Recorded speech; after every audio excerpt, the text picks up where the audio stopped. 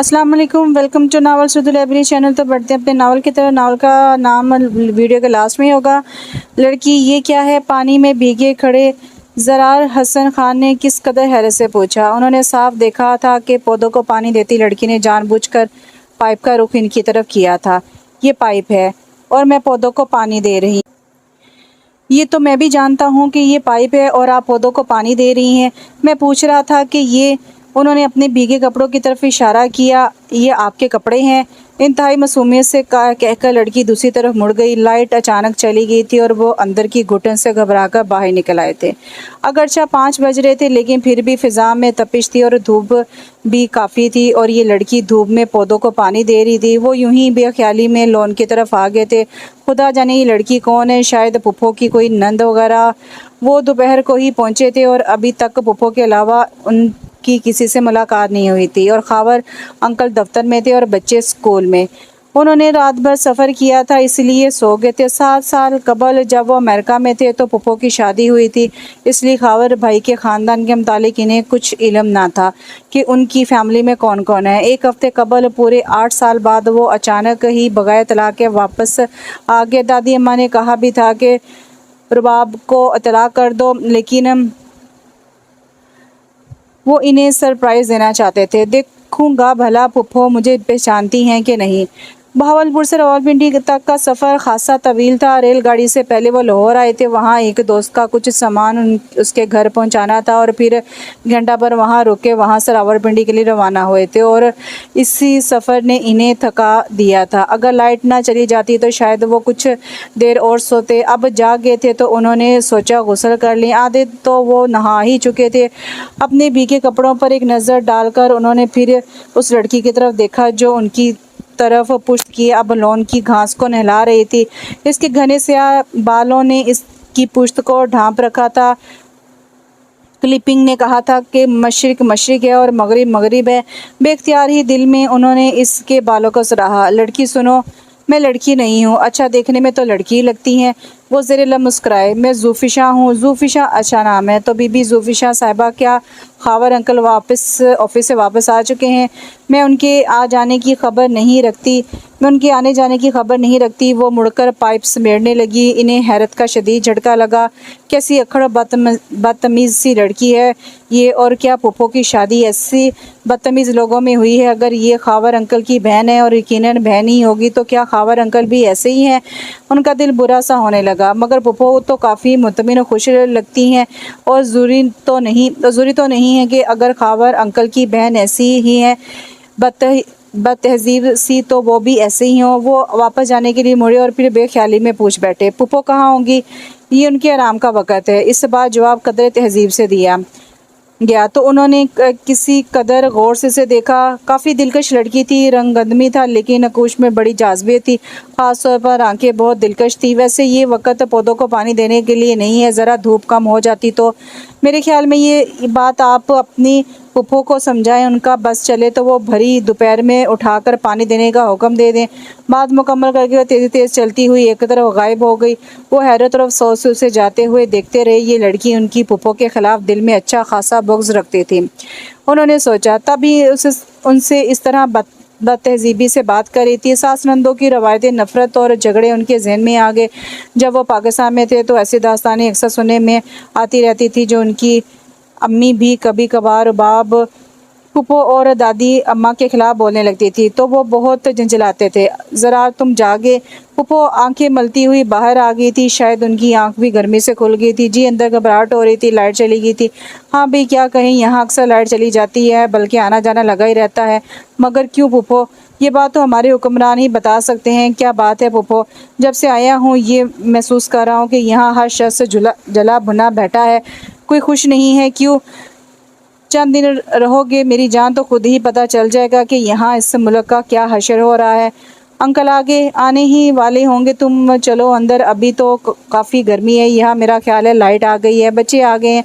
उनके साथ चलते हुए ज़रार हसन ने पूछा। हाँ, वो तो तुम्हारे सोते ही आ गए थे, अभी सो रहे हैं। उठ गए होंगे शायद, देखती हूँ तुम बात ले लो, इतने में मैं चाय लगवाती हूँ। वो बात लेकर आए तो पुप्पो के साथ उनके दोनों साहबजादे भी टेबल पर उनके मुंतज़िर थे। दोनों बच्चे बहुत प्यारे थे और दानियाल की आंखें तो बिल्कुल अपनी पुप्पो की तरह थी, बड़ी बड़ी रोशन दिलकश आंखें। मैं दानियाल हूँ, मेरी उम्र 6 साल है और ये बलाल है, इसकी उम्र तकरीबन 5 साल है। दानियाल ने तारुफ करवाया। How cute. उन्होंने बेख्तियार इसकी आंखों को चूम लिया। ये दानी तो बहुत तेज़ है, पुप्पो ने इनको बताया। ऐसी ऐसी बातें करता है कि हैरानी होती है। बेटे आप कौन सी क्लास में पढ़ते हो? मैं 1 में और बलाली प्रेप में है। और आप? मैं तो पढ़ चुका हूँ। अच्छा तो आप पापा की तरह दफ्तर जाते हैं? अभी तो नहीं जाता, लेकिन जाने लगूंगा कुछ दिनों में। क्या दफ्तर में भी मिस रिजवाना होती हैं? दानियाल ने पूछा। वो भी डांटती हैं दफ्तर ना आने पर? हाँ। तो फिर आप पापा को बताइएगा, वो उनको ठीक कर देंगे। ये तुम्हारे कान खा जाएंगे। जाओ दानी, ज़ूफ़िशा से कहो कि चाय लगाए। जी। वो उठ खड़ा हुआ तो वो बिलाल को गोद में लेकर प्यार करने लगा। ज़ूफ़िशा ने आकर चाय लगा दी। उनका ख्याल था कि पुप्पो अभी तारुफ करवाएंगी, लेकिन वो बेनियासी बनी इनसे इनके आइंदा के इरादे पूछती रही। ना तो उन्होंने इसका तारुफ करवाया था और ना ही चाय साथ पीने के लिए कहा था। वो चाय सर्व करके खामोशी से चली गई। क्या ये कोई मुलाजमा है? उन्होंने सोचा और फिर खुद ही इस ख्याल को रद्द कर दिया। नहीं, सूरत व शक्ल, बातचीत, चाल ढाल से वो मुलाजमा हरगिज़ नहीं लगती। इतना तना भला एक मुलाजमा में हो सकता है, इतना गुरूर भला एक मुलाजमा में हो सकता है। चंद लम्हे पहले की गुफ्तगू का ख्याल करके उनके लबों पर मुस्कुराहट सी आ गई। क्या बात है ज़रार, क्यों मुस्कुरा रहे हो? रुबाब बड़े ध्यान के से उन्हें ही देख रही थी। कुछ नहीं पुप्पो, वो ज़रा सा घबराए ये दानी और बिलाल की हरकतों को देख रहा था। उनकी नज़र दानी पर पड़ गई, जो बिलाल के कान में कुछ सरगोशी कर रहा था और शरीर नज़रों से इन्हें दिखता जा रहा था। बहुत शरीर हैं दोनों। रुबाब मुस्कुराई। और पुप्पो कितनी शफीक, मेहरबान और नरम सी है। और क्या ये मुमकिन है उनके दिल में भी अपने ससुराली रिश्तों के लिए 90% औरतों की तरह बोगज़ और कीना हो?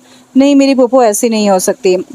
इन्हें रुबाब से बेहद प्यार था और रुबाब भी उन पर जान देती थी और इनमें दोस्ती भी बहुत थी। वो अपनी हर छोटी बड़ी बात उनसे ही किया करते थे। वो पूछना चाह रहे थे कि ये लड़की कौन थी कि दानियाल ने अपनी तरफ मतवज्जो कर लिया। भाईजान, ये बलाल पूछ रहा है कि आप अमेरिका से हमारे लिए क्या गिफ्ट लाए हैं। ओह, वो बेख्तियार हंस दिए। तो ये सरगोशियाँ इसी सिलसिले में हो रही थी। दानियाल रुबाब ने इन्हें घूरा। सॉरी मामा। दोनों ने फ़ौरन ही सॉरी कर लिया तो ज़रार ने बेख्तियार दानियाल को गोद में ले लिया। जनाब, हम आपके लिए बहुत अच्छे गिफ्ट लाए हैं। एक रिपोर्ट है बिलाल बेटे के लिए और दानी के लिए एक बहुत अच्छी बिल्कुल जदीद टीवी गेम है। वो दानियाल बिलाल को लेकर उन्हें उनके गिफ्ट देने चले गए। रुबाब मना ही करती रह गई। चाय तो ठीक से पी लेते। ठीक से कैसे पी जाती है, बस पी ली और कुछ लेना नहीं है। वो रुबाब को वहीं छोड़कर बच्चों के साथ चलेगी और फिर अगले 2-3 दिन भी उनका ज़ूफ़िशा से तारुफ ना हो सका। वो उससे इधर उधर घूमते काम करते देखते रहे। वो अक्सर गुस्से में दिखाई देती थी, चीज़ें इधर उधर पड़कती। एक आध बार उन्होंने उससे दानियाल को झिड़कते हुए भी देखा था और सोचा था कि वो पुप्पो को बताएंगे कि ये लड़की जो कोई भी है उनकी अदम मौजूदगी में बच्चों को डांटती पीटती है। खावर अंकल उन्हें बहुत पसंद आए थे। बहुत सोबर से और बड़ी ज़बरदस्त पर्सनैलिटी थी उनकी। इनसे भी बहुत मोहब्बत और शफकत से मिले थे और ये लड़की यकीनन उनकी बहन नहीं थी, बदमिजाज और अक्खड़ सी। यूँ भी अगर वो उनकी बहन होती तो पुप्पो अब तक इसका तारुफ करवा चुकी होती। इस रोज़ वो बच्चों को लेकर आइसक्रीम खाने के लिए बाहर जा रहे थे। वो इन्हें लॉन में कुर्सी बिछाए कोई किताब पढ़ती नज़र आ गई। हम आइसक्रीम खाने जा रहे हैं, बिलाल ने उसे इत्तला दी। मेरी तरफ से जहन्नुम में जाओ। ज़रार को हैरत का झटका सा लगा। इस लड़की की तो बात करने की तमीज़ भी नहीं है। ये बदतमीज़ लड़की कौन है? हमारी आपू हैं। बिलाल ने उनके साथ साथ चलते बताया। आपू तुम्हारी बाजी हूँ। शायद खावर अंकल की कोई अजीज़ होंगी जो किसी वजह से इधर रह रही थी। मुमकिन है कोई अजीज़ रिश्तेदार उनके अपने घर में भी तो उनकी मम्मी को कोई दूर पाकी भांजी बचपन से रहती थी। बल्कि उन्हें याद था कि उन सब बहन भाइयों ने उसकी गोद में परवरिश पाई थी, लेकिन वो उन सब से कितना प्यार करती थी। और जब मम्मी ने उसकी शादी की थी तो हीरा तो बहुत रोया करती थी और वो सब की कितनी मनमोह रहा करती थी। ये लड़की है सान फरामोश, उन्होंने सोचा। वो पुप्पो से वापसी पर ज़रूर इसके मुतालिक बात करेंगे। कम से कम उससे बच्चों से तो बात करने का सलीका होना चाहिए। तुम्हारी यापू पहले कहाँ रहती थी? वापसी पर उन्होंने दानियाल से पूछा। पता नहीं क्यों उनकी जहन में उलझन सी हो गई थी, वरना वो कभी किसी के मुतालिक इतने तजस्सुस से नहीं होते थे। कहाँ रहना था भला? दानियाल ने हैरत से पूछा। मेरा मतलब है अपना घर कहाँ है उनका? यही तो उनका घर है। दानियाल खी करके हंसने लगा। वो तो हमारी बाजी हैं, मगर कैसी बाजी हैं? हर वक्त तो मैं डांटती रहती हैं। नहीं तो हर वक्त तो नहीं, बस कभी कभी उनको गुस्सा आता है। अकेले में तो बहुत प्यार करती हैं। तो और क्या। बलाल ने भी गुफ्तगू में हिस्सा लिया। मेरे लिए तस्वीरों वाली किताब लाती हैं, कलर्स भी लाकर देती हैं और मज़े मज़े की कहानियाँ भी सुनाती हैं। अच्छा, ये नया इंकिशाफ था उनके लिए, वरना उन्होंने इस वक्त गुस्से में ही देखा था। बोलती तो मुंह से अंगारे गिरते थे। अच्छा, तो इनकी अम्मी अबू कहाँ हैं? अबू? दानियाल फिर हंसने लगे। भाईजान को तो कुछ भी नहीं पता। इसने बलाल की तरफ देखा। हमारे डैडी ही तो उनके भी डैडी हैं। ज़रा चकरा गए। वो हमारी आपू हैं, बलाल ने फिर बताया। मगर वो पप्पो को मम्मी तो नहीं कहती। उन्होंने ख्वामखा जरा की। हाँ, दानियाल ने संजीदगी से कहा, हमारी मम्मी कोई इनकी मम्मी थोड़ा ही है क्या? ज़रार अब बच्चों की बातों से यूं ही लुफ्त ले रहे थे। तुम्हारे डैडी उनके डैडी हैं तो मम्मी उनकी मम्मी क्यों नहीं है? इसलिए कि वो सिर्फ हमारे डैडी की बेटी हैं। दानियाल बेहद संजीदा और मोतबर लग रहा था। मम्मी कहती हैं कि वो हमारी कुछ नहीं लगती, लेकिन डैडी कहते हैं कि इससे कोई फ़र्क नहीं पड़ता, कि वो सिर्फ उनकी बेटी है, वो फिर भी हमारी बाजी है। ओह! ज़रार हसन को अब की बार बहुत ही शदीद हैरत हुई। तो खावर अंकल? मगर घर में तो किसी ने जिक्र नहीं किया था और ना ही बुप्पो ने कुछ बताना ज़रूरी समझा था। वो खावर अंकल की बेटी हैं, इस घर के मालिकों में से थी, और वो उन्होंने एक बार यूं ही इसको सख्त सुस्त कह दिया था। अगर अंकल को मालूम होता तो क्या समझते? वो दिल ही दिल में नादम से हो गए थे, लेकिन शायद अंदर से इन्हें अब भी दानियाल की बात का यकीन नहीं था। इसलिए शाम को जब वो पुप्पो के साथ टीवी रूम में बैठे हीरा की शादी की मूवी देख रहे थे, तो उन्होंने पूछ लिया, पुप्पो ये ज़ुल्फ़िशा क्या खावर अंकल की बेटी है? हाँ। पुप्पो ने किस कदर हैरत से उन्हें देखा। तुम्हें किसने बताया? वो दानियाल कह रहा था। अभी हाथ झरका है, मगर हर एक को इसका पूरा बायोडाटा बता देता है। और क्या बताया था उसने? कुछ नहीं, बस यही कह रहा था कि बाजी है हमारी। ओह! रुबाब ने गहरी सांस ली। खावर की पहली शादी बहुत कम उम्री में हुई थी। अपनी ही फैमिली में वो जाहिल और देहाती औरत थी, बिल्कुल अनपढ़, हर वक्त लड़ती झगड़ती। खावर की जॉब शहर में थी, जबकि वो शहर की बजाय गांव में ही रहना पसंद करती थी। बस इसी वजह से इसने तलाक ले ली थी। खावर अंकल मुराद के महके में काम करते थे और दूसरी शादी करना चाह रहे थे। तो अंकल मुराद ने अब्बास से जिक्र किया, और रबाब ज़रार से काफ़ी फ्री थी और शादी से पहले उसकी ज़रार से अच्छी खासी दोस्ती थी। वो घर में सबसे छोटी थी और ज़रार उनके लिए सबसे बड़े भतीजे थे। आज एक दूसरे के महरम हराज। तो क्या खावर अंकल की शक्ल में आपको अपना आइडल मिला? ज़रार ने शाह से उन्हें देखा। फजूल, वो हंस दी। आइडल वगैरह सब बकवास होता है। अच्छा, मगर पहले तो आपके कुछ और ख्याल आते। याद है ना आपने फयाज भाई और वो क्या नाम है उसका, डॉक्टर का, जिसकी अम्मा रोज़ आया करती थी?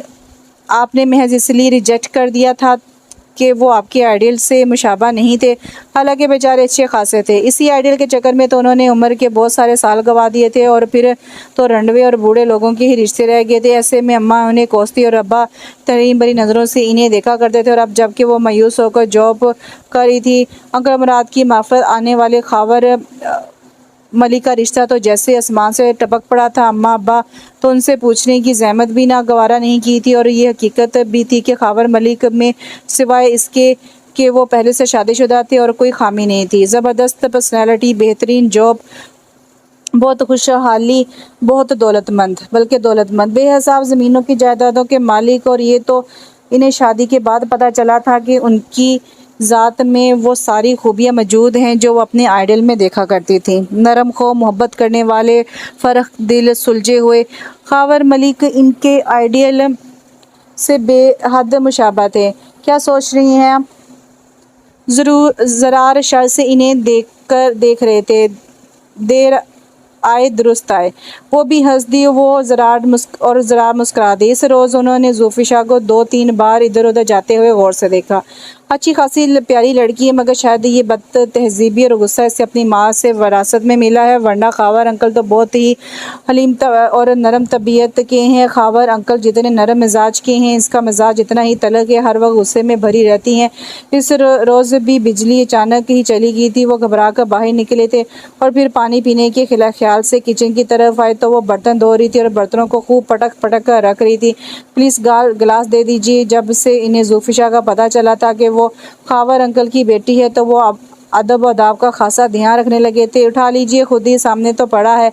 ओह, वो शर्मिंदा से हो गए, ख्वामखा इस बदतमीज़ लड़की को मुखातिब किया, खुद ही देख लेते तो अच्छा था। उन्होंने काउंटर से गिलास उठाया और फिर से बोतल निकालकर पानी गिलास में डालते हुए उसकी तरफ देखा। वो सर झुका उनकी मौजूदगी से बेनियाज बर्तन धो रही थी। लम्हा भर को उनकी निगाहें उसके लंबे स्याह घने बालों में उलझ कर रहेगी। लंबे बाल हमेशा से उनकी कमज़ोरी रहे थे। रुबाब फूफो के लंबे बाल को उनको बहुत अच्छे लगते थे। छोटे से थे तो वो अक्सर मम्मी से फरमाइश करते थे कि वो भी रुबाब फूफो की तरह बाल ना कटवाया करें, और मम्मी चिढ़ जाती थी। हाँ कि तुझे तो अपनी रुबाब फूफो ही अच्छी लगती हैं, अपना बना लिया है, मेरे बच्चे को जादू कर दिया इस पर।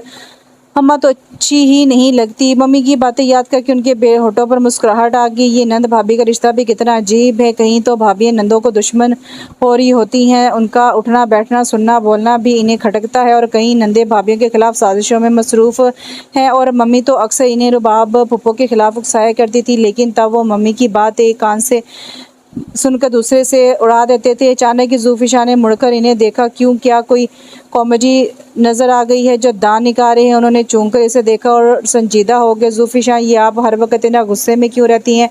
गुस्से में रहती हूँ तो आपको क्या?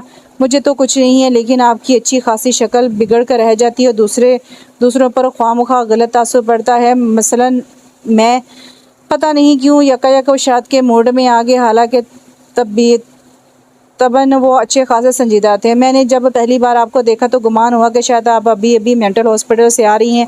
अब देखिए ना, एक अच्छा खासा बंदा ख्वामखा में तो हर एक से लड़ता फिरता नहीं है, और आपको तो हवाओं से भी लड़ती रहती हैं। आपको क्या, चले जाएं आप यहाँ से। मैं हवाओं से लड़ती हूँ या दीवारों से? आप कौन होते हैं मुझे कुछ कहने वाले? होता तो कोई नहीं हूँ, लेकिन आपको समझाना अपना फ़र्ज़ समझता हूँ। आखिर को आप मेरी पुप्पो की बेटी हैं, सौतेली ही सही है तो बेटी ही ना। कोई नहीं हूँ मैं आपकी पुप्पो की बेटी। हुए चला पड़ी, कुछ नहीं लगती मैं आपकी। सुना आपने? और ये ख्वामखा में मुझसे फ्री होने की कोशिश ना करें आप। बीबी, मैं आपसे फ्री नहीं हो रहा। वो यकदम संजीदा हो गए। और ना ही मुझे आपसे बात करने का कोई शौक़ है। मैं बाहर के मुल्क में 8 साल गुजार कर आ रहा हूँ। वहाँ बात अधूरी छोड़कर वो यकदम जाने के लिए पलटे। वो ख्वामखा ही वो उसे छेड़ बैठे थे। क्या ज़रूरत ही ऐसी फजूल और बदतहजीब लड़की को मुँह लगाने की? उन्होंने खुद को डांटा और किचन से बाहर निकला, और उनके किचन से बाहर जाते ही वो दोनों हाथों में मुँह छुपाकर धुआंधार होने लगी। क्या करे वो? किसी से गिला करे, किसी से बदला ले, किसी से अपनी महरूमी और अपने साथ होने वाली ज़्यादतियों का इंतकाम ले? कौन था इसका जिसकी गोद में सर रखकर वो रो लेती, जिससे अपने दिल की बात करके वो अपने अंदर का गुस्सा निकाल लेती? डैडी, वो जो अब सिर्फ दानियाल और बिलाल के डैडी थे, जो कभी बहुत मेहरबान और शफीक थे, बहुत मोहब्बत करने वाले, मगर जो इतने बदल गए थे कि अब उसे अपने डैडी लगते ही नहीं थे, बल्कि रुबाब बेगम के शोहर लगा करते थे। मम्मी जो यहाँ से जाकर उसे भूल गई थी, कभी मुड़कर उसकी खबर नहीं ली थी। 7 सालों में एक बार भी तो नहीं पूछा था कि ज़ुल्फ़िशा तुम कैसी हो, किस हाल में हो, मेरे बाद कौन तुम्हारा ख्याल रखता है, तुम किससे ज़िद्दें करती हो और अपनी बात मनवाती हो, कितनी कठोर हो गई हो। वो इससे दूर जाकर डैडी ने दो एक बार इससे कहा भी था कि अगर वो मम्मी से मिलने जाना चाहती है तो वो इससे मिलवा लाते हैं, लेकिन इसे इनकार कर दिया था। जब मम्मी को वो याद ही नहीं आती, वो इससे मिलने नहीं आएंगे, उसे बुलाया नहीं तो वो क्यों जाए? और रुबाब बेगम थी जो हर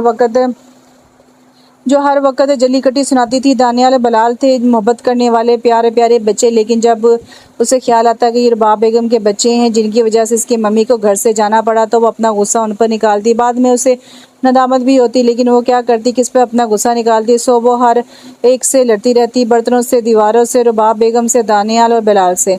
हाँ, क्या करे वो? कहाँ जाए? किसी से बदला ले? ज़रा हैरान से किचन के दरवाजे पर हाथ रखे से धुआंधार होते हुए देख रहे थे। फर्श पर बैठी घुटनों पर सर रख के वो रो रही थी। वो बेख्याली में गिलास यूं ही हाथ में पकड़े पकड़े बाहर निकल गए थे, और अब गिलास वापस रखने आए तो उसे यूँ रोता देखकर दरवाजे में ठटक कर रुक गए थे। शायद इसे मेरी बातें बुरी लग गई हैं। वो नादम से हो गए।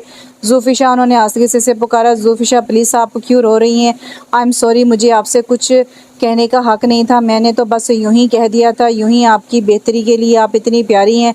ये हर वक्त का गुस्सा आपकी शख्सियत को ख़राब कर रहा है। I am really very sorry, please रोए मत, मुझे नदामत हो रही है। ज़ुल्फ़िशा ने घुटनों से सर उठाकर ने देखा, हाथों की पुर से अपने आंसू साफ किए और यकदम खड़ी हो गई। नहीं, मैं इसलिए तो नहीं रो रही थी जो दिल चाहे कहे, मुझे कोई परवाह नहीं है, कोई एक कहेगा तो 10 सुन लेगा। अच्छा तो फिर क्यों रो रही थी? उन्होंने दिलचस्पी से उसे देखा। जल्दी जल्दी हाथों की पुष्ट से आंसू पूछते हुए वो उन्हें छोटी सी बच्ची लगी। वो दरअसल मेरे सर में नहीं, शायद टांग में दर्द था बहुत ज़्यादा। अच्छा, अभी चंद लम्हे पहले तो ये दर्द नहीं था, क्या यकदम ही हो गया था? वो मुस्कुराए। हाँ। उसने निगाहें झुका ली। वो बिल्कुल उसके सामने खड़े थे। घबरा कर वो ज़रा सा पीछे हटी और फिर सिंह की तरह मुड़ गई। अब ये शख्स यहाँ आकर खड़ा हो गया और अगर रुबाब बेगम आ जाए तो मिनटों में 10,000 कहानियाँ गढ़ लेंगी और कहानियाँ गढ़ने में तो इन्हें कमाल हासिल था। मिनटों में कई कहानियाँ तख्लीक कर लेती थी। कई बार तो उसका जी चाहा था कि वो इन्हें मशवरा दे के वो डाइजेस्टरों के लिए भी कहानियाँ लिखना शुरू कर दे, खूब नाम पैदा करेंगी। देचकी उठाकर से ज़ोर से काउंटर पर पटकी और मुड़कर ने देखा। वो यूं ही उसी जगह पर खड़े सी की तरफ देख रहे थे। अब आप यहाँ क्यों जमकर खड़े हो गए हैं? जाएं अब, अभी रुबाब बेगम आएंगी ना तो आपको तो खैर कुछ नहीं कहेंगी। आप उनके लाडले भतीजे हैं, लेकिन मेरी खामियों और गलतियों की फ़हरिस्त में एक और नाकाबिले माफ़ी गलती का बल्कि गुनाह का इजाफा हो जाएगा। क्या कह रही हैं आप पुप्पो? हरगिज़ ऐसी नहीं है। उन्हें इसका पुप्पो को इस तरह रुबाब बेगम कहकर बुलाना बिल्कुल अच्छा नहीं लगा, लेकिन उन्होंने अपने गुस्से का इजहार नहीं किया। जी, आप अपनी पुप्पो की फितरत को नहीं जानते, इसलिए आप ज़रार हसन खान हैं, ज़ुल्फ़िशा खावर नहीं है। ज़रूर आपको कोई गलतफ़हमी होगी पुप्पो के मुतालिक। इन्हें पुप्पो के ख़िलाफ़ कुछ सुनना कब गवारा था? जी यकीनन गलतफ़हमी ही है और मुझे इस गलतफ़हमी को दूर करने की कतई कोई ज़रूरत नहीं है। आप मेहरबानी यहाँ से चले जाएँ या फिर मैं चली जाती हूँ। वो एकदम जाने के लिए मुड़ गए। जाते जाते मुड़कर उन्होंने एक नज़र इसे देखा था। उसकी पलकें अभी तक भीगी हुई थी। यकीनन कोई बात है जो ये लड़की पुप्पो से इतनी खफा है, किस तरह बुरी तरह से रो रही थी। शायद इसने पुप्पो को माँ की हैसियत से ज़हनी तौर पर कबूल नहीं किया, वरना पुप्पो ऐसी तो नहीं है। वो तो बहुत मोहब्बत करने वाली, बहुत मेहरबान और शफीक है। या फिर मुमकिन है इसकी माँ इसे बहकाती हो पुप्पो के ख़िलाफ़ और वो इससे कहती हो कि वो पुप्पो से लड़ा भड़ा करे। ज़ाहिर है वो माँ से मिलने तो जाती होगी। मैं ज़रूर इस प्यारी लड़की को समझाऊंगा कि पुप्पो से इतना बोगस ना रखे। लेकिन अगले 3-4 रोज़ में उन्होंने महसूस किया कि पुप्पो का रवैया वाकई उसके साथ सही नहीं था। उन्हें बहुत दुख हुआ। पुप्पो को तो उन्होंने आइडियल बना रखा था, फिर ये पुप्पो में इतनी तब्दीली कैसी होगी? वो तो किसी जानवर की तकलीफ पर भी तड़प उठती थी, लेकिन ज़ुल्फ़िशा की उन्हें ज़रा भी परवाह ना थी। 3 दिन तक वो शदीद फ्लू में मुब्तला रही। उसका सुर्ख चेहरा, सूजी हुई आंखें बता रही थी कि उसे टेम्परेचर भी है, लेकिन वो देख रहे थे कि इसके बावजूद वो काम में मसरूफ़ थी। वही रोज़मर्रा का काम, सुबह नाश्ता बनाकर नाश्ते के बर्तन और किचन साफ़ करके कॉलेज जाना, फिर घर आकर रोटियां बनाना और खाना लगाना, शाम की चाय, बर्तन, लॉन में पानी, सब काम वो कर रही थी। खुद ब खुद ही उनके दिल में इसके लिए हमदर्दी पैदा हो गई थी। पुप्पो बर्तन धोने के लिए कोई माई वाई नहीं आती है, नहीं थी, एक चलेगी। फिर जोया ने कहा मैं खुद ही धो लूँगी, ये काम वालियाँ तो हर रोज़ कोई ना कोई बर्तन तोड़कर फेंक देती हैं, फिर काम वाली मिलती कहाँ है? लोगों के पास बहुत पैसा है, 70 नखरे हैं इनके भी। अब ये सफाई वाली भी हर रोज़ बातें सुनाती है कि ज़रार को इस वक्त वो बिल्कुल अपनी मम्मी की तरह लगी, तो वो बेजार होकर पुप्पो के पास से उठ गए। बैठो ना चंदा, जोया चाय बना रही है, पीकर जाना अगर कहीं जाना है तो। जी, कहीं जाने का इरादा तो नहीं है, ज़रा अपने कमरे में जा रहा हूँ। ठीक है जाओ, मैं वहाँ ही चाय भिजवा देती हूँ। वो फ़ोन की तरफ मतवज्जो होगी जिसकी बेल काफ़ी देर से हो रही थी। वो कमरे की तरफ जाने की बजाय किचन की तरफ चले। ज़ुल्फ़िशा दोनों हाथों में सर थामे बैठी थी और चूल्हे पर चाय का पानी उबर रहा था। ज़ुल्फ़िशा, उन्होंने आस्की से पुकारा तो इसने चूम कर सर उठाया। इसकी आंखें बेहद सुर्ख हो रही थी। क्या तबीयत बहुत ख़राब है? नहीं, ठीक हूँ, सर में दर्द है ज़रा सा। वो उठ खड़ी हुई। बैठी रहें आप, चाय मैं दम करता हूँ।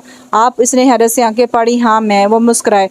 8-9 साल अमेरिका में अकेला रहा हूँ। चाय तो क्या, मैं तो कई तरह के खाने भी बहुत अच्छे बना लेता हूँ। वाकई? उसे हैरत हुई। खिलाफ़ मामूल आज वो बड़ी तहजीब और शाज़गी से बात कर रही थी। बकौल दानियाल की कभी कभी आपू का मूड बहुत अच्छा होता है, इतना अच्छा कि वो जोया आपू लगती ही नहीं है बल्कि कुछ और लगती हैं। चले बताएं पति कहाँ है और चाय किस में दम करती हैं? नहीं प्लीज़ नहीं, आप जाएँ। क्यों? मुझे कत्ल करवाने का इरादा है, जाएं आप। कौन कत्ल करेगा आपको? उन्होंने अनजान बनते हुए पूछा। हालांकि वो फ़ौरन समझ गए थे कि उसका इशारा पुप्पो की तरफ है।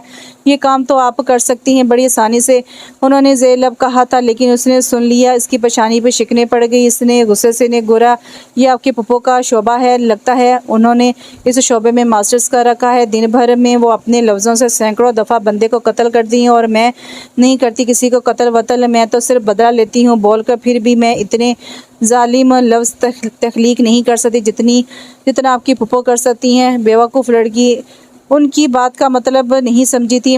वो रुख फेर कर चाय दम करने लगी। आप मेरा मतलब नहीं समझी ज़ुल्फ़िशा, खूब समझती हूँ आपका मतलब। आप यहाँ मेरे सर पर किस लिए खड़े हैं? यकीनन रुबाब बेगम ने ही आपकी ड्यूटी लगाई होगी। इस तरह वो मेरे खिलाफ फ़र्द जुर्म आयद करके यहाँ से निकलवाना चाहती हैं तो मैं भी हरगिज़ नहीं जाऊँगी। उनका मीटर घूम गया था। उन्होंने क्या कहा था, इसने क्या समझा था और आप बात को वो किस रुख पर ले गई थी? पुप्पो ने सही कहा था कि वो तो दीवारों से भी लड़ती है।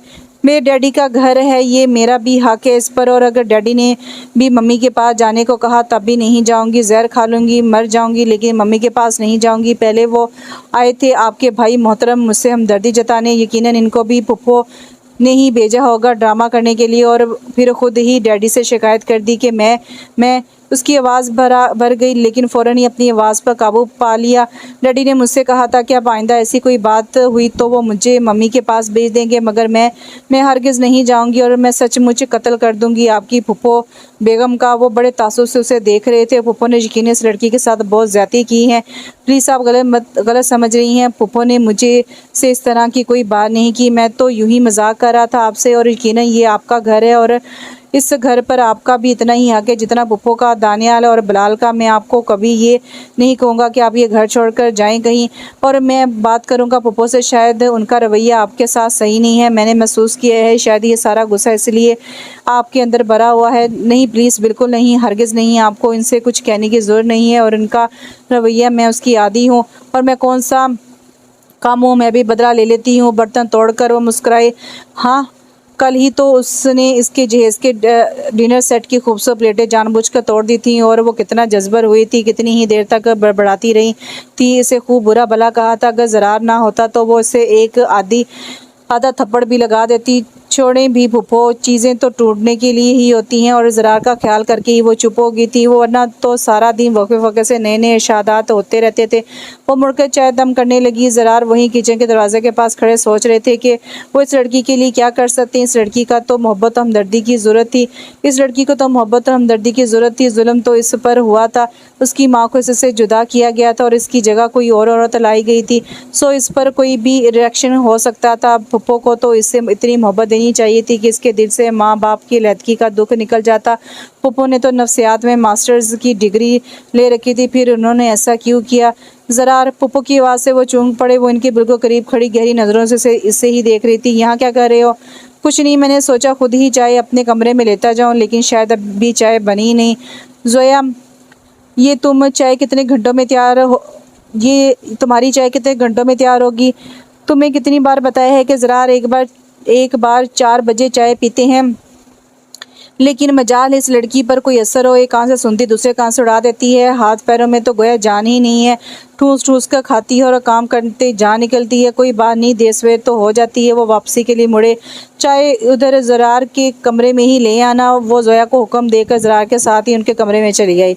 बहुत अजीब लड़की है ये जोया, उन्होंने बैठते हुए कहा। इब्रार ने बताया होगा तुम्हें? नहीं तो क्या बात है? इब्रार आया था यहाँ अपने किसी दफ्तरी काम से, महीना भर का काम था उसे। वो तो होटल में रहना चाह रहा था। मैंने ज़बरदस्ती उसे अपने यहाँ रोक लिए। ये जोया तो उसके पीछे ही पड़ गई। जब देखो यहाँ गेस्ट रूम में मौजूद इब्रार ने मुझसे शिकायत की। मैंने सोचा कल कला को कोई बात तो होगी, तो खावर ने तो मुझे ही इल्ज़ाम लगाना है कि सुतीली माँ है। ख्याल नहीं रखा। मैंने खावर से बात की तो साफ मुकर गई कि ऐसी कोई बात ही नहीं है, बल्कि इब्रार ने खुद ही 2-1 बार इससे बात की है। उन्होंने कनखियों से ज़रार की तरफ देखा। बहुत मकाल लड़की है, तुम भी मुहतार रहना। तुम मेरे भतीजे हो ना।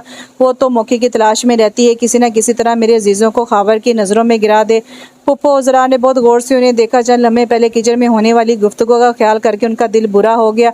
ये पुप्पो भी कितना बदल गई हैं, बिल्कुल टिपिकल औरतों वाली बातें। ऐसी कोई बात नहीं है। ना तो वो यहाँ गेस्ट रूम में कभी आई है और ना ही उसने कभी मुझसे बात करने की कोशिश की है। आप परेशान ना हो, यूँ भी मैं कल वापस जा रहा हूँ। इतनी जल्दी? उन्होंने हैरत से पूछा। नहीं ज़रार, मैं तुम्हें इतनी जल्दी हरगिज़ वापस नहीं जाने दूंगी। अभी तो मेरा जी भी नहीं भरा। पूरे 8 साल बाद देखा है तुम्हें और मैंने तो भाई भाभी को फ़ोन करके कह दिया है कि मैं ज़रार को 1 माह से पहले नहीं आने दूंगी। वो कह रही थी कि ज़रार तो है ही तुम्हारा बेटा, जब तक दिल चाहे रखो। नहीं फूफो, मुझे अभी जॉब जाकर जॉब का भी कुछ करना है। वो एकदम ही बेजार से हो गए थे। फूफो की बातों से वो बेहद हर्ट हुए थे। प्रभाव फूफो की जगह अगर कोई और ये बातें करता, भले उनकी मम्मी ही क्यों ना बात करती, तो शायद इन्हें इतना दुख ना होता। क्यों भाईजान तो कह रहे थे कि तुम अपना क्लिनिक बनाओगे। हाँ, मगर फ़िलहाल मेरा इरादा जॉब करने का है। बाद में कुछ अर्सा बाद देखूंगा, मगर फिर भी मैं तुम्हें इतनी जल्दी जाने नहीं दूंगी। कुछ दिन तो रुको। ज़रा खामोशी रहे और वो दानियाल की कोई किताब उठाकर देखने लगे थे जो वो इनके बेड पर पढ़ते पढ़ते छोड़ गया था। ज़ुफ़िशा चाय लेकर आई थी। पप्पू ने चाय बनाकर उन्हें दी। क्या बात है, क्या सोच रहे हो? कुछ नहीं, बस जॉब के मुतालिक ही सोच रहा था। इब्रार कह रहा था जॉब मिलना इतना आसान भी नहीं है। इब्रार का क्या बना? क्या वो अभी तक गांव में ही है? हाँ। भाईजान कोशिश क्यों नहीं करते किसी शहर के हॉस्पिटल में ट्रांसफ़र की? एक बार उन्होंने कहा तो था वो बहुत जल्द उसे लाहौर बुला लेंगे। हाँ, मगर इब्रार खुद ही आना नहीं चाहता। क्यों? इसलिए कि अगर सब लोग आपके और अब्बू की तरह सोचने लगे तो फिर गाँव वाले कहाँ जाएँ? वैसे फूफो, मुझे आपके ख्यालात पर हैरत हो रही है। आप तो बड़ी आइडियलिस्ट हुआ करती थी। वतन और अहले वतन के लिए कुछ करने का जज्बा, वो सब क्या हुआ? रुबाब ज़रा सी शर्मिंदा हुई। बात यह है कि बचपन में इंसान बड़े बड़े दावे करता है, लेकिन हालात के साथ खुद ब खुद उसके ये दावे मिट्टी में मिल जाते हैं। हक़ाइक़ बहुत तलख़ होते हैं मेरी जान, मगर आप बहुत बदल गई हैं फूफो। तुम्हारा वहम है ज़रार, मैं बिल्कुल वैसी ही हूँ। जी वो तो मैं देख रहा हूँ। थोड़ी बहुत तब्दीलियाँ तो होती ही हैं ना। रुबाब ने हार मान ली। तुम्हारा क्या इरादा है? अब कुछ नहीं, थोड़ी देर लेटूंगा, फिर दानियाल और बिलाल के साथ लेकर बाहर चला जाऊंगा। उनसे वादा किया था आइसक्रीम खिलाने का। अभी तो सो रही होंगे। 6 बजे से पहले कब उठेंगे वो? ठीक है, मैं भी 2 घंटे आराम कर लूँगा। मैं और तुम्हारे अंकल भी शाम को जा रहे हैं, उनके दोस्त हैं, उनके यहाँ जाना है। बहुत दिनों से वो लोग बुला रहे हैं। 6-7 बजे तक हम भी जाएंगे। खबर आज जल्दी आ जाएंगे। कह तो रहे थे कि 5 बजे तक आ जाएंगे। और तुम लोग अगर हमसे पहले घर आ जाओ तो इंतज़ार करना, खाना हम बाहर खाएंगे। कल भी खबर कह रहे थे, लेकिन मैंने कल बिरयानी बना ली थी, इसलिए प्रोग्राम रह गया। वो उठ खड़ी हुई। जी बेहतर। वो लेट गए, लेकिन बहुत देर तक इन्हें नींद नहीं है। उनका दिल यहाँ से एकदम ही उचाट हो गया था। पुप्पो गर्चा रोक तो रही थी, लेकिन उनका रहने का कतई कोई इरादा ना था। बहुत हो गया तो एक दिन मस्जिद रुक जाएंगे और बस। पुप्पो का ज़ुफ़िशा का सारा रवैया उन्हें पसंद नहीं आ रहा था। ज़्यादती और नाइंसाफ़ी से वो हमेशा उलझते थे। ख्वाह ज़्यादती करने वाले उनके अपने ही क्यों ना हो, और पुप्पो नाइंसाफ़ी और ज़्यादती कर रही थी। इस लड़की के साथ किस कदर प्यारी थी वो, और उसकी शख्सियत ख़राब हो रही थी। अगर उन्हें ये खौफ ना होता कि पुप्पो उनकी हमायत का गलत मतलब लेंगी, तो वो ज़रूर ज़ुफ़िशा के मुतालिक उनसे बात करते। लेकिन ज़ुफ़िशा की और पुप्पो की बातों से इन्हें अंदाज़ा हो गया था कि उनकी कोई इस तरह की बात इस लड़की के लिए मज़ीद उलझनों का सबब बनेगी। वो इसकी मदद करना चाह रहे थे।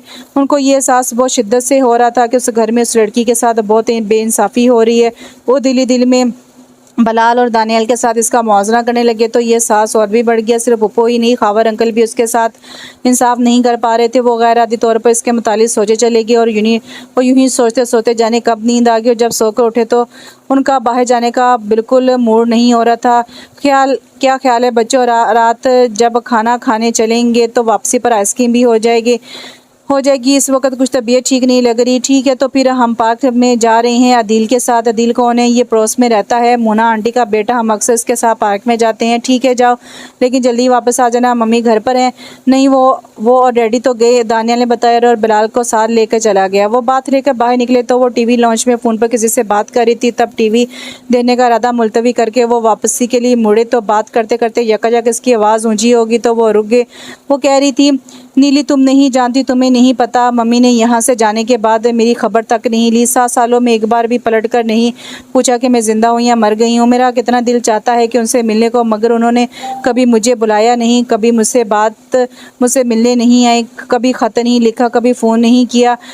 मैं कभी भी उनके पास नहीं जाऊंगी। अगर रुबाब बेगम ने ज़्यादा तंग किया तो ये घर छोड़ दूंगी, लेकिन मम्मी के पास नहीं जाऊंगी। जब इन्हें मेरी ज़रूरत ही नहीं तो मुझे भी किसी की ज़रूरत नहीं है। यूँ भी मुझे अच्छी तरह याद है, जब वो जा रही थी तो उन्होंने मुझसे कहा था कि मुझे अब यहाँ ही रहना है डैडी के पास, और ये कह के मैं उन्हें भूल जाऊँ। मैं इन्हें भूल गई हूँ नीली, इन्हें भूल गई हूँ। वो मुझे बिल्कुल याद नहीं आती। रिसीवर हाथ में पकड़े पकड़े वो यकदम फूट फूट कर रोने लगी। ज़रार यूं ही दीवार से टेक लगा तासुस उसे देख रहे थे। इसने रिसीवर रखते हुए और उनकी मौजूदगी से बेखबर ज़ोर ज़ोर से रोए जा रही थी। हर वक्त लड़ती बढ़ती गुस्सा करती लड़की इस वक्त कितनी मजलूम और दुखी लग रही थी। ज़ुल्फ़िशा वो एकदम आगे बढ़े। क्या हुआ है, क्यों रो रही हैं? इसने चूकर सर उठाया। भीगी पलके, सुर्ख चेहरा, कांपते लब, उनके अंदर हलचल मच गई थी। आपको क्या मेरी मर्जी रोऊं या हंसूं?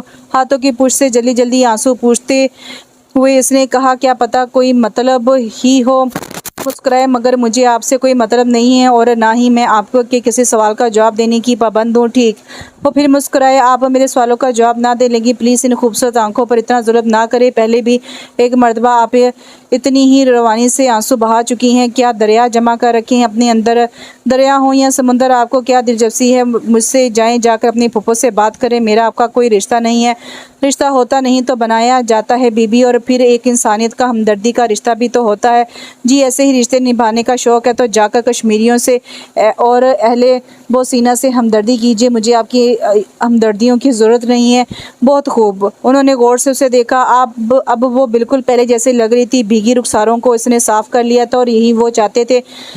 मेरा ख्याल है अब आप फॉर्म में आई हैं। फॉर्म में हैं क्या मतलब? कुछ नहीं। वो लम्हा भर को मुस्कुराए और फिर संजीदा हो गए। ज़ुल्फ़िशा, आई एम सॉरी, मेरी गुफ्तगू से अगर आप को रंज पहुंचा है तो मैं शर्मिंदा हूँ। दरअसल मैं चाह रहा था कि आप रोना बंद कर दें। मैं समझता हूँ कि फूफो के रवैये से आपको तकलीफ़ होती है। तकलीफ़ वो होने से हंसी, और रोते से हंसी, और इसने सोचा ये तो बहुत मामूली सा लफ्ज़ है। ज़रार, हसन खान, तुम्हारी फूफो ने तो अज़ियतों की इंतहा कर दी है, लेकिन तुम्हें क्या खबर? मैं फूफो की तरफ से माज़ा ख्वाह हूँ।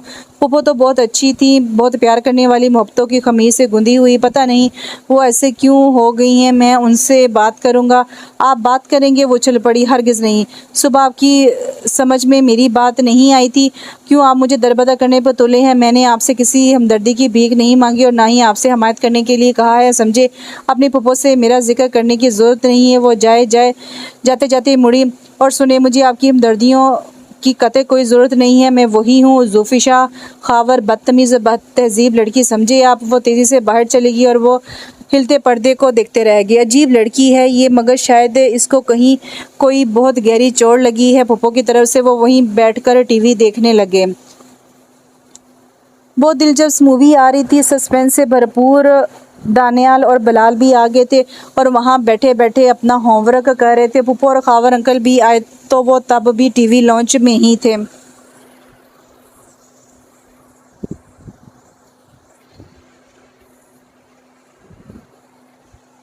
तुम कब आए ज़रार?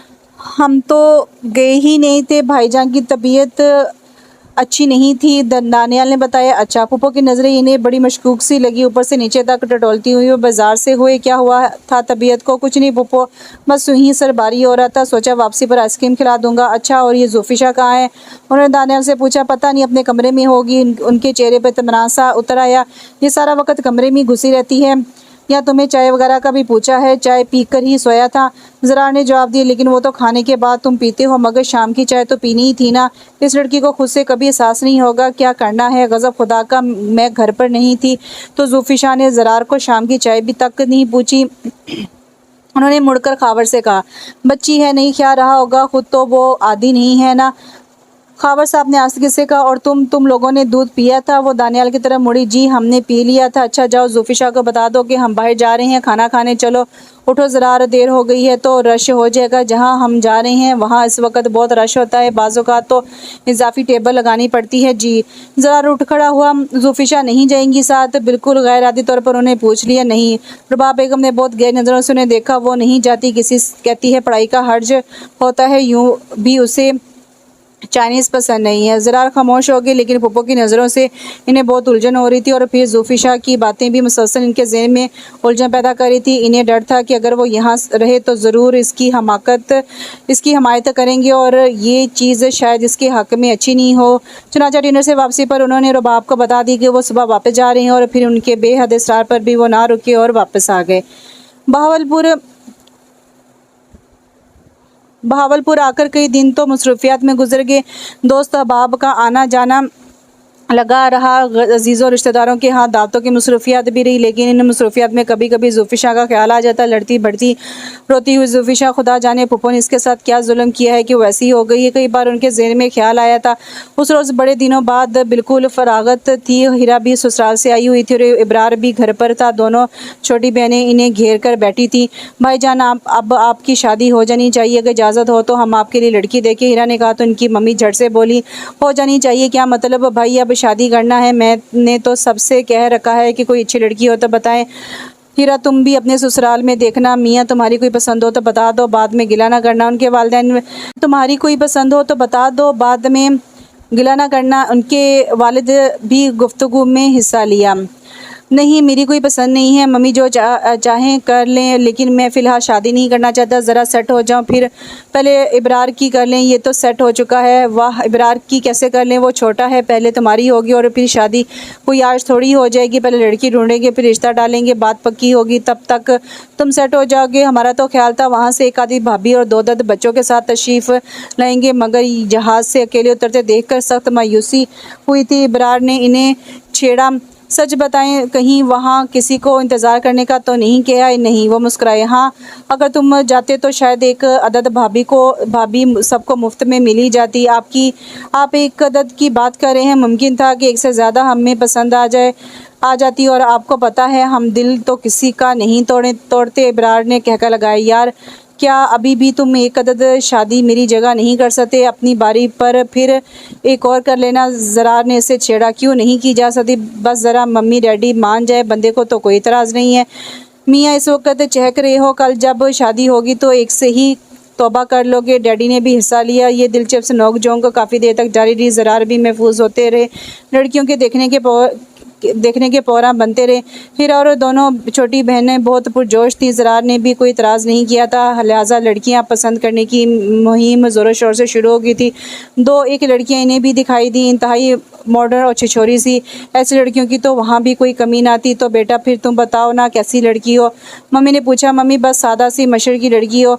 अपने दूध वाले ज़मान खान की लड़की कैसी रहेगी भाई? इब्रार के मिजाज में बहुत शौकी थी। फजूल मत बोला करो बारी, मम्मी ने उसे डांट दिया। एजुकेटेड हो, मगर ये इस तरह के फजूल अदाएँ मुझे पसंद नहीं आई। ज़रार ने इन्हें अपनी पसंद से आगाह कर दिया था और ख़ुद अपनी जॉब के सिलसिले में बहुत मसरूफ़ हो गए थे। जल्द ही इन्हें सर्विस हॉस्पिटल लाहौर में जॉब मिल गई। इब्रार अभी तक गाँव जा रहा था और बकौल इसके कि बहुत मज़े में था। अब वीकेंड पर वो लाहौर ज़रार के पास आ जाता, क्योंकि वो जिस गांव में मुतय्यन था वो लाहौर से नज़दीक था। भाई, आपके लाहौर आने से मज़े आ गए, वरना बहावलपुर का चक्कर तो एक माह बाद ही लगता था। इस रोज़ भी वो इसके पास आया हुआ था और उनके बेड पर लेटा मज़े से टीवी देख रहा था। वो अभी ड्यूटी ऑफ करके आए थे, फ़िलहाल वो हॉस्पिटल में ही रह रहे थे। भाई, यहाँ करीब ही शादमान में मेरे दोस्त का एक फ़्लैट खाली है, एक बेडरूम का, अगर आप कहें तो इससे बात कर लो। हाँ, कर लो ज़रूर। इससे उसे इजाज़त दे दी। यहाँ वो ख़ुद भी सही महसूस नहीं कर रहे थे। एक मुलाजिम रख लीजिएगा, बल्कि मैं गाँव से एक बार बंदा आपको ला दूंगा। बेचारा अक्सर मुझे से कहता है मुझे शहर किसी घर में नौकरी दिलवा दें।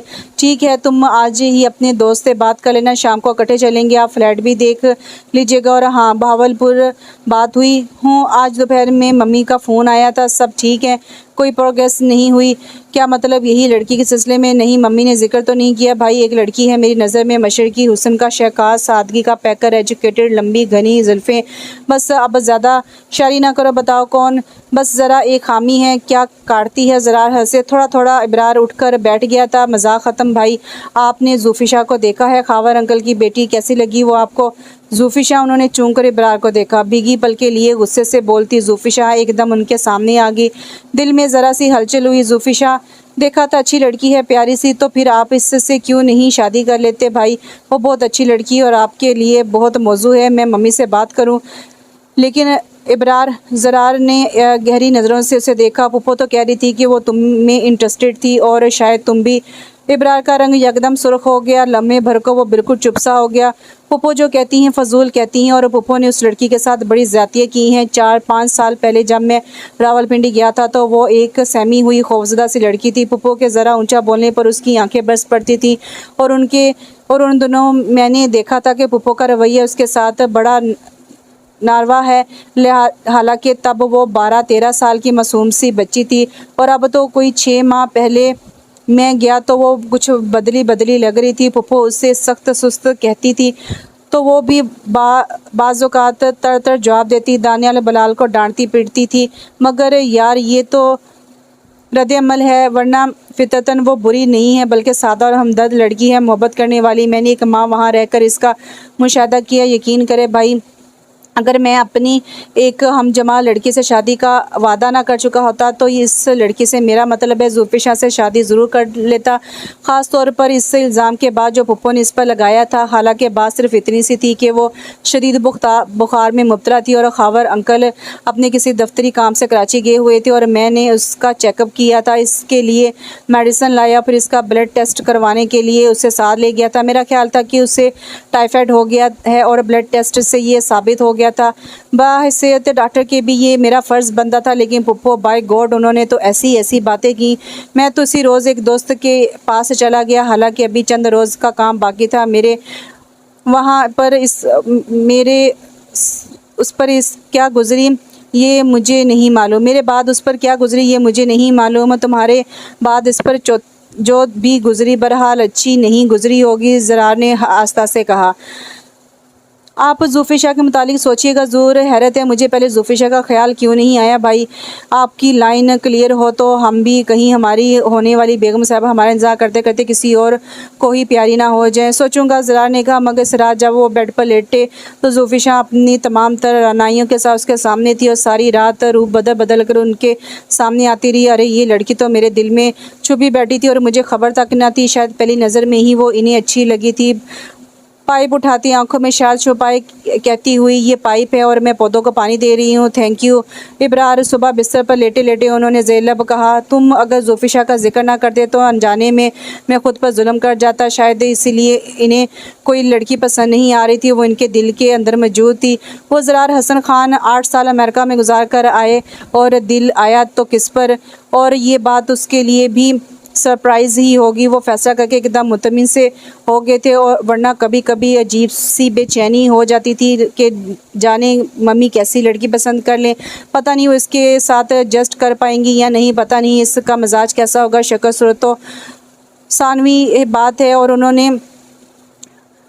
उन्होंने इस बात को कभी कोई अहमियत भी नहीं दी थी। बस अच्छी खुश शक्ल हो, देखने में अच्छी लगे, और ज़ुल्फ़िशा यकीनन बहुत अच्छी लड़की थी। और सबसे बड़ी बात ये कि वो इनके दिल में मौजूद थी।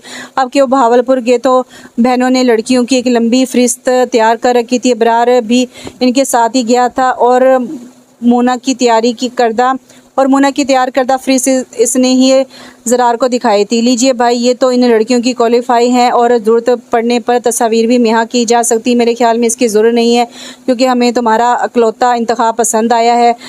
फिर अब इब्रार ने नारा लगाया, मैं अभी मम्मी को आपके इस फ़ैसले से आगाह करता हूँ। मम्मी को थोड़ा तर्द था, लेकिन फिर सबके पुरज़ोर इसरार पर वो भी खुशदिली से राज़ी हो गई। हकीकत में लड़की प्यारी है। मैंने तो रुबाब की शादी पर ही देखा था उसे, माँ भी खूबसूरत थी। यकीनन बड़े होकर इसने माँ जैसा ही रंग रूप निकाला होगा। मम्मी इसके बाद इतनी खूबसूरत हैं कि ऐसे दिखते रहे हो।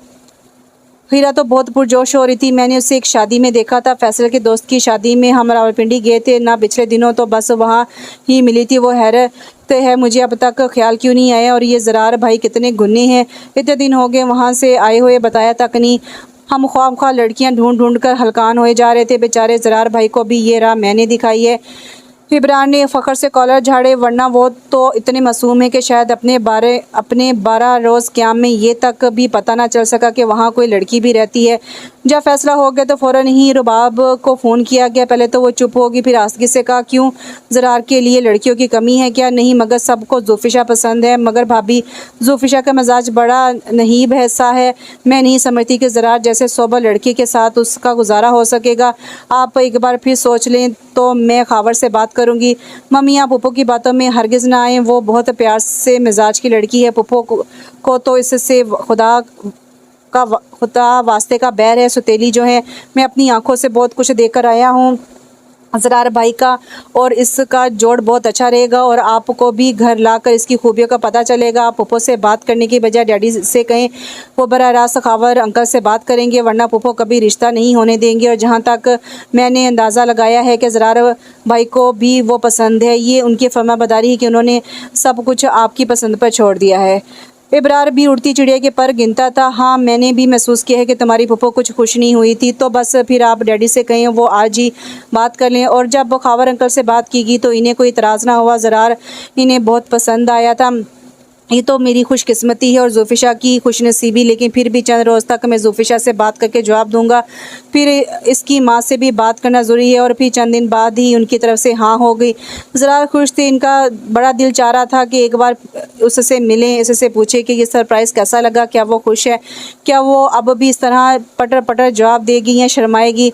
इन्हें अपनी हाँ की लड़कियों को का ये हिजाब बहुत अच्छा लगता था, लेकिन फ़िलहाल वहाँ जाना मुमकिन ना था। सो एक दिन यूं ही गैर इरादी तौर पर पुप्पो का नंबर मिला बैठे। पता नहीं क्यों इन्हें यकीन था कि फ़ोन ही वही रिसीव करेगी, क्योंकि वो वक्त पुप्पो और बच्चों के आराम का था, जबकि वो इस दौरान किचन में बर्तन धोती और संभालती थी, पौधों को पानी देती थी और फिर फारिग होकर टीवी लॉन्च में बैठकर पढ़ती रहती थी। हिसाब तवक्को फ़ोन उसी ने अटेंड किया। ज़ुल्फ़िशा, ये मैं हूँ ज़रार हसन खान, प्लीज़ फ़ोन मत रखिएगा। जी ज़ुल्फ़िशा, आपको ये नया बंधन कैसा लगा, आप खुश हैं ना? जी। फंसी फंसी इजाब आलूद आवाज़, आप पर कोई दबाव तो नहीं? नहीं, बिल्कुल नहीं। वो एकदम तेज़ी से बोली, फिर जैसे शर्मिंदा सी होकर चुप हो गई। पता है ज़ुल्फ़िशा, यहाँ आकर मैंने अक्सर आपके मुतालिक सोचा, लेकिन मैं जान नहीं पा रहा था कि मैं आपके मुतालिक इतना क्यों सोच रहा हूँ। लेकिन फिर एक रोज़ अचानक मुझ पर इंकशाफ हुआ कि आप तो मेरे दिल में छुपी बैठी हैं, मेरे अंदर। शायद मैं आपसे मोहब्बत करने लगा हूँ, पता नहीं कब, किस वक्त, शायद इस लम्हे से जब आपने मुझे भिगोया था, या फिर उस वक्त से जब किचन के फर्श पर घुटनों पर सर रखे रो रही थी, या फिर पता नहीं कब कैसे आपने मुझे चुरा लिया। नहीं, मैंने तो कुछ नहीं किया। वो एकदम घबरा गई। आपने तो कुछ नहीं किया, लेकिन क्या करें, हमें खुद ही कुछ हो गया, वो शौक हो गए। वैसे तुम खुश तो हो ना ज़ुल्फ़िशा? जी, मगर मुझे डर लगता है किससे, मुझसे नहीं। वो रुबाब, मेरा मतलब है आंटी से। नहीं, बहुत गुस्सा है ना, वो समझती हैं मैंने आपको। इसकी आवाज़ भरा गई। आपको तो पता है ना मैंने ऐसा कुछ नहीं किया। जी, मुझे पता है और आपको डरने की ज़रूरत नहीं है। जल्दी मम्मी डैडी आपको मंगनी की अंगूठी पहनाने और शादी की तारीख लेने आ रहे हैं। मैं फ़जूल रस्मों का कायल नहीं हूँ, ठीक है ना? जी। वो वहीं शर्माती हुई आवाज़ में बोली थी और बेहद खुश होकर खुदाफिज़ कहते हुए उन्होंने फ़ोन बंद कर दिया। फिर कई दिन गुजर गए, चाहने के बावजूद वो इसे फ़ोन ना कर सके, महज इस ख्याल से कि अगर पुप्पो ने कहीं उसे इनसे बात करते हुए सुन लिया तो ख्वामखा बाद में उसके लिए मुसीबत बनेगी। वीकेंड पर घर जाने से पहले उन्होंने कई बार ट्राई किया, लेकिन या तो पुप्पो रिसीव करती या फिर दानियाल वगैरह। बहुत दिल गिरफ्तार से वो भावलपुर आए। जाते समय से बात करने का कितना दिल चाह रहा था।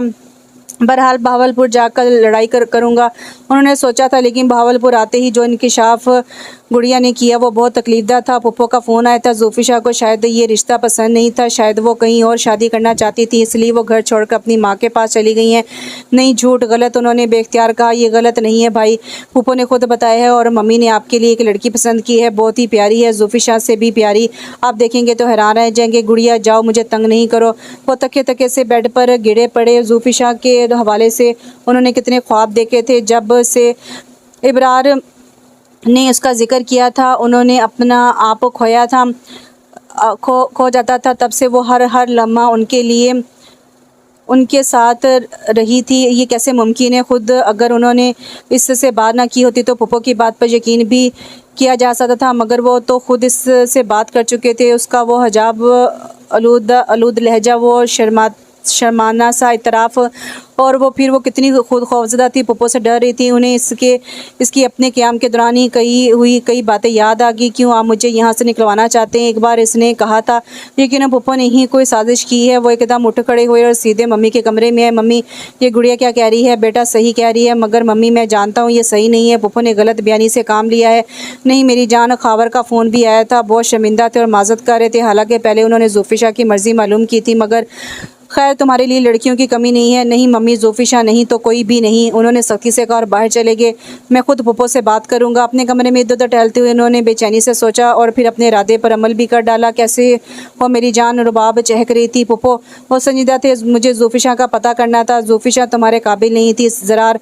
अच्छा हुआ खुद ही चली गई, वरना बाद में मसला होता। मैंने तुम्हें पहले भी बताया था मगर शायद तुम समझे ही नहीं थे मेरी बात। पहले इसने इब्रार को फंसाने की कोशिश की और फिर तुम्हें। पुप्पो उन्होंने सख्ती से कहा, मैं सिर्फ ये पूछना चाह रहा हूँ जोफिशा की माँ कहाँ रहती हैं और क्या एड्रेस है उनका। मैं एक बार खुद जोफिशा से मिलना चाहता हूँ। मेरी जान रुबाब ने लम्हा भर बात कहा। अव्वल तो हमें ये मालूम नहीं कि उसकी माँ कहाँ है, दूसरी बात यह है कि जोफिशा अपनी माँ के पास नहीं गई है, खत छोड़ गई थी कि वो घर से जा रही है, लिहाजा उसे तलाश ना किया जाए। ये तो हमने अपनी इज्जत रखने के लिए बात बनाई है कि वो माँ के पास चली गई है। देखो घर में किसी से जिक्र ना करना, खावर को शर्मिंदगी होगी। ज़रार ने उनकी बात को जवाब दिए बगैर फ़ोन रख दिए। पुप्पो की बात पर यकीन करने को दिल नहीं चाहता था और यकीन किए बगैर चारा भी ना था। उनका दिल एकदम बुझ गया था और उन्होंने सख्ती से मना कर दिया था कि उनके लिए लड़की तलाश ना की जाए। फ़िलहाल वो शादी नहीं करना चाहते, बेहतर है कि पहले इब्रार की शादी कर दें। उन्होंने इब्रार की पसंद से मम्मी को आगाह कर दिया था। इब्रार ने सुना तो उसे यकीन नहीं आया। नामुमकिन है ज़रार भाई, नामुमकिन, ये यकीनन पुप्पो की कोई साजिश है। प्लीज़ इब्रार, मैं इस मौजू पर कुछ सुनना नहीं चाहता। वो पुप्पो के ख़िलाफ़ भी कुछ सुनना नहीं चाहते थे। पुप्पो से उन्हें बहुत बेअंदाज़ा मोहब्बत थी। इन्हें यकीन नहीं आता था कि पुप्पो इतना बड़ा कदम भी उठा सकती हैं। पुप्पो को तो वो अच्छी तरह जानते थे और जोफिशा का उन्हें क्या पता था कि वो कैसी लड़की है। पुप्पो ही उससे ज़्यादा बेहतर जान सकती है और ये जो इब्रार उसकी इतनी हमायत कर रहा है तो क्या खबर पुप्पो ने इसके और इब्रार के हवाले से जो बात की वो सच हो। और लड़कियों का क्या पता होता है कि ऊपर से कुछ अंदर से कुछ, लेकिन वो अपने इस दिल का क्या करे जो इसके अलावा किसी और के साथ को पसंद ही नहीं करता था, जो हर लम्हा उसे याद करता था। जितना वो इसे बुलाने की कोशिश करते इतना ही वो इन्हें याद आती। तब उन्होंने खुद को बुरी तरह मसरूफ़ कर लिया और शाम में एक प्राइवेट क्लिनिक में बैठने लगे। उस रोज़ वो क्लिनिक से उठे तो बेहद थके हुए थे, लेकिन फ्लैट पर जाने को दिल ही नहीं चाह रहा था। यूं ही लंबी ड्राइव पर निकल गए और बहुत दिनों से वो बहावलपुर भी नहीं गए थे।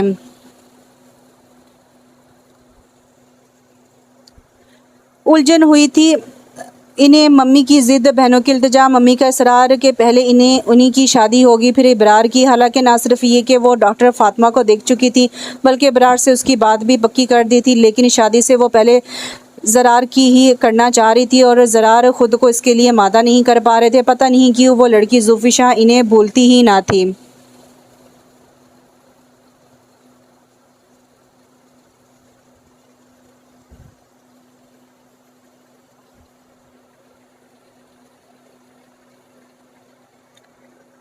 यूँ लगता था जैसे हर गुज़रता दिन उनकी मोहब्बत की शिद्दतों में इजाफ़ा कर रहा हो और रात में इन्हें लगता जैसे वो जोफिशा को बेहद बेहिसाब चाहते हैं। सदियों से वो इनके दिल में मौजूद है, इनकी रगों में लहू बनकर दौड़ रही है। इस रोज़ भी वो बहुत देर तक यूं ही बेमकसद सड़कों पर गाड़ी दुराए फिरे और जब थक कर नडाल हो गए तो घर आ गए। इब्रार उनका मुंतज़िर था। अरे बारी, तुम कब आए? शाम से हुआ हूँ, लेकिन आप कहाँ थे? क्लिनिक से पता चला था कि आप 8 बजे उठ गए हैं। बस यूं ही आवारागर्दी कर रहा था। हैं अब इब्रार ने आंखें फाड़ी, ये आवारागर्दी कब से शुरू कर दी है? बहुत दिनों की बात है। वो नढाल से सोफे पर गिर गई और अनायत को आवाज़ दी, पानी पिलाना। यार जी साहब, तुम लाहौर कब आए हो? और डैडी ने बताया था कि तुम्हारी ट्रांसफ़र हो गई है गंगाराम में। बस आ जाऊंगा, अभी कुछ काम है वहाँ, तुम आ जाओ तो फिर तुम्हारी शादी की जाए। मेरी शादी तो खैर हो ही जाएगी, आपका क्या इरादा है? मेरा वो हंसे, कोई इरादा नहीं, फ़िलहाल जोफिशा मिल जाए तब भी नहीं। वो खामोश ही रहे। इतनी बड़ी दुनिया में वो कहाँ ढूंढते उसे? एक बात तो बताएं, क्या आप जोफिशा से मोहब्बत करते हैं? पता नहीं यार, तंग मत करो, मैं बहुत थका हुआ हूँ, उम्र गुजर ही जाएगी, ये रुत भी हौसला रखना। वो मुस्कुराया। अनायत, उन्होंने आवाज़ दी, खाना लगाओ, तारने वाले क़यामत की नज़र रखते हैं और फिर हम तो इस मैदान के पुराने खिलाड़ी हैं। अरसा 6 साल से डॉक्टर फातिमा की मोहब्बत की बुखार में मुब्तला हैं। भाई हमसे क्या छुपाते हैं। Ibrar please change the topic और कभी संजीदा भी हो जाया करो। चलें हो गया संजीदा, वो मिली थी आपकी ज़ूफ़िशा खावर, क्या क्या कहाँ वो उछल पड़े वहाँ ही हॉस्पिटल में अपनी वालदा के लिए दवाई लेने आई थी। फिर पूछा था तुमने क्यों किया इसने ऐसा, अगर मैं पसंद नहीं था तो इनकार कर देती, घर से बेघर होने की क्या ज़रूरत थी। उन्होंने बेख्तियार कहा, मैंने तो पूछा था लेकिन आप बज़ाते खुद चलकर तस्दीक कर ले तो बेहतर है, कहीं आपको बंदे की बात का यकीन ही ना आए। इसलिए कि माँ बदौलत ने कई बार आपकी आंखों में बेयकीनी के साए लहराते देखे हैं। इब्रार वो शर्मिंदा से होगी, ऐसी कोई बात नहीं है, कहो क्या कहा था इसने। पहले तो वो किसी बात का जवाब नहीं देती थी, बल्कि मुझे देखकर वो दवाई लिए बगैर ही भाग रही थी। लेकिन उसकी वालदा को जब पता चला कि मैं कौन हूँ तो वो रुक गई। बहुत मोहब्बत से मिली, सबका हाल वाल पूछा। सच भाई बहुत ही नफीस खातून है, बहुत बावकार और शफीक सी। सच्ची मेरा तो उनके पास से उठने को जी ही नहीं चाहता। मगर वो फूफो गलत कहा था फूफो ने। सब ना सिर्फ वो कि वो एजुकेटेड हैं बल्कि बहुत नरम मिजाज हैं और 6 साल से लाहौर के कॉलेज में पढ़ा रही हैं। इंग्लिश में मास्टर्स कर रखा है उन्होंने। ज़रार बेयकीनी से उसे देख रहे थे और खावर अंकल की शादी खुद उन्होंने करवाई थी अपनी खुशी से, क्योंकि किसी वजह से उनके यहाँ मज़ीद औलाद नहीं हो सकती थी। और खावर अंकल ना सिर्फ ये कि खुद अकलौते थे बल्कि अपने 4 चचाओं और 2 फूफों के वाहद वारिस थे। ननियाल में भी इत्तफाक से उनकी दोनों मामू बे औलाद थे और इतनी बड़ी जायदाद के लिए वारिस चाहिए था। शुरू में तो फूफो उनके साथ बेहतर रहीं, लेकिन दानियाल की पैदाइश के बाद उनका रवैया बहुत ख़राब हो गया था। कुदरती बात थी, खावर अंकल का झुकाव भी उनकी तरफ हो गया था क्योंकि वो उनके बेटे की माँ थी। फिर फूफो ने मुतालबा कर दिया कि वो इन्हें तलाक दे दें, तब वो रहेंगी, नहीं तो वो दानियाल को लेकर चली जाएंगी। बल्कि दूसरी सूरत में उन्होंने तलाक का मुतालबा कर दिया। तब ज़ूफ़िशा की वालदा ने खावर अंकल से कहा कि वो रुबाब की बात मान लें, वो गांव में चली जाएंगी। लेकिन खावर अंकल उसके लिए तैयार ना थे। तब वो खुद ही गांव चली गई और फिर वहां से लाहौर आकर जॉब कर ली। खावर अंकल ने अलबत्ता उन्हें तलाक नहीं दी, लेकिन शायद रुबाब फूफो की तसल्ली के लिए कह दिया कि उन्होंने तलाक दे दी है। खुद इन्हें भी मालूम नहीं था कि वो कहाँ है। यकीन नहीं आ रहा यार कि फूफो ऐसी भी हो सकती हैं, इतनी तंग नज़र। मेरे भाई ये दुनिया है, यहाँ सब कुछ मुमकिन है। मैंने तो गांव में उससे भी हौलनाक वाक़या देखे हैं। एक बार एक औरत ने अपने सौतेले बेटे को जहर दे दिया था। ये सौतेले रिश्ते भी बहुत अजीब होते हैं यार, हम इस बच्चे को नहीं बचा सकते थे, मुझे बड़ा दुख हुआ था। ज़ूफ़िशा उन तक कैसे पहुंची? वो बता रही थी कि एक तो मैं नहीं चाहती थी कि खावर को मेरी मुतालिक इल्म हो कि मैं कहाँ हूँ। दूसरा मेरा ख्याल था कि ज़ूफ़िशा डिस्टर्ब होगी, मेरे फ़ोन करने पर वो मेरे लिए तड़पेगी, इस तरह मुझे बुलाना इसके लिए आसान होगा। मैं नहीं चाहती थी कि वो बाप की मोहब्बत और शफ़क़त से दूर रहकर पले। यूँ भी वो मेरी निस्बत बाप से ज़्यादा करीब थी। अगर मुझे इल्म होता कि वहाँ ज़िंदगी उसके लिए मुश्किल है तो मैं एक लम्हा भी उसे वहाँ ना छोड़ती। इस रोज़ मैं ममता से मजबूर होकर बेख्तियार फ़ोन कर बैठी। मैं बीमार थी और मुझे यूँ लगता था कि जैसे अभी नहीं बचूँगी। मरने से पहले एक बार उसे देखना चाहती थी, मगर मेरी बच्ची के लिए तो ज़िंदगी वहाँ जन्नत बनी हुई थी। ये फ़ोन पर ही मुझसे बहुत बुरी तरह नाराज़ हुई और मैंने इसे छोड़ दिया है। इसने बताया कि रुबाब बेगम ने इसकी ज़िंदगी इतनी तलख कर दी है कि अगर आज इनका फ़ोन आता तो वो अपने आप को ख़त्म कर लेती। नहीं, बेख्तियार ज़रार के मुँह से निकला। बस फिर तो मैंने इससे कहा कि मैं इसी वक्त इससे लेने आ रही हूँ। फ़ौरन ही मुझे सीट भी मिल गई और ठीक 2 घंटे बाद मैं रावलपिंडी में थी। मैंने एयरपोर्ट से ही उसे फ़ोन किया था कि ठीक 1 घंटे बाद घर के गेट से बाहर आ जाए और अपने डैडी के लिए खत छोड़ आए कि वो मेरे साथ जा रही है और बाब को कुछ बताने की ज़रूरत नहीं है। लीजिए जनाब, ये थी असल स्टोरी। अब आपका क्या ख्याल है? कैसा ख्याल? ज़ूफ़िशा को कब रुखसत करवा के लाना है पता नहीं जनाब, इधर भी यही हाल है। बार बार आप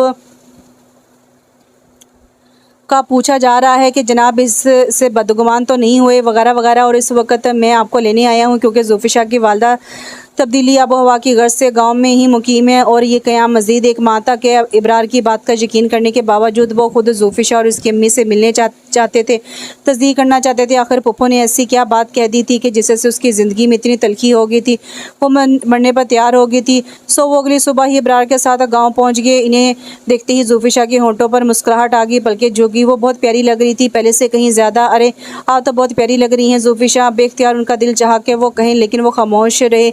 सफ़ेद काटन के सूट में सर झुकाए खड़ी वो बहुत मासूम और प्यारी लग रही थी। आप खातून मोहतरम से गप्पे लगाए, मैं अंदर आंटी से बातचीत करता हूँ, आंटी अपने कमरे में ही हैं। इसने मुड़कर ज़ुल्फ़िशा से पूछा। जी। ज़ुल्फ़िशा ने जवाब दिया और ज़रार हसन को ड्राइंग रूम में ले आई। आप इस तरह अचानक चली आई, कम से कम मुझसे तो कुछ कहा होता, बताया होता। जी बस वो ऐसे ही। क्या मैं आपको पसंद नहीं था? ऐसी कोई बाखुदा ऐसी कोई बात नहीं थी। इसने तड़प कर कहा। ये तो मेरे नसीब की बुलंदी थी कि आपका साथ मुझे मिल रहा था, लेकिन वो रुबाब आंटी ने मेरी ज़िंदगी जीर्ण कर दी थी। सुबह शाम मुझे ताने देती थी कि मैंने अपनी अदाओं से आपको फंसा लिया है, बल्कि उन्होंने कहा था कि वो आपके साथ कभी भी मेरी शादी नहीं होने देंगी और मेरे साथ ऐसा करेंगी कि आप खुद मेरे मुंह पर थूक देंगे। और इसकी आंखें आंसू से भर गईं। बस मत रोएं अब और पिछली बातों का जिक्र मत करें। बहुत जल्द मैं आपको आपकी वालिदा से मांग कर ले जाऊंगा। प्लीज़ प्लीज़ रोएं मत, मुझे तकलीफ़ होती है। मगर वो दोनों हाथ मुंह में छुपाए रोती रही। यकीन करें ज़ुल्फ़िशा, ये 6 माह मैंने बहुत मुश्किल में गुजारे हैं। अगर इजाज़त हो तो हम हाजिर हो जाएं। इब्रार ने अंदर झांका। ज़रूर। ज़रार मुस्कुराए। आंटी मेरे पीछे पीछे आ रही हैं, मैं ज़रा जल्दी आ गया था, कहीं कोई सीन ना चल रहा हो। बारी तुम बहुत ख़राब हो गए हो, ज़रा लिहाज नहीं करते बजाय शायद है। फिर सर झुकाकर कहा और सोफे बैठ गया। तभी एक वकार सी खातून अंदर दाखिल हुई। गुलाबी रंगत, बड़ी बड़ी आंखें, चेहरे पर एक मुकद्दस सी रोशनी। ज़रार एकदम खड़े हो गए। ज़ुल्फ़िशा भाभी की अम्मी। इब्रार शरारत से तारुफ करवा रहा था। और ज़रार हसन खान आपके होने वाले दामाद, जिनका तफसीली बायोडाटा पहले ही आपके गोशेगुजार कर चुका हूँ। उन्होंने मोहब्बत से ज़रार के सर पर हाथ फेरा। बैठ जाओ बेटा ज़ोया, तुम रोई हो फिर? बेटा अब मुझे माफ़ भी कर दो। वो इसके करीब ही सोफे पर बैठ गई थी। मैंने तो तुम्हारी खातिर, तुम्हारी खुशी की खातिर खुद को दिल का रोग लगाया, तुमसे जुदाई बर्दाश्त की। फिर वो ज़रार की तरफ मुड़ी। ये अभी तक मुझसे खफा है, हालांकि ये इसकी वालिद की ख्वाहिश थी कि ये वहाँ ही रहेगी। कितना तड़पी हूँ मैं इसके लिए, तब ही मेरी खबर लेती रही।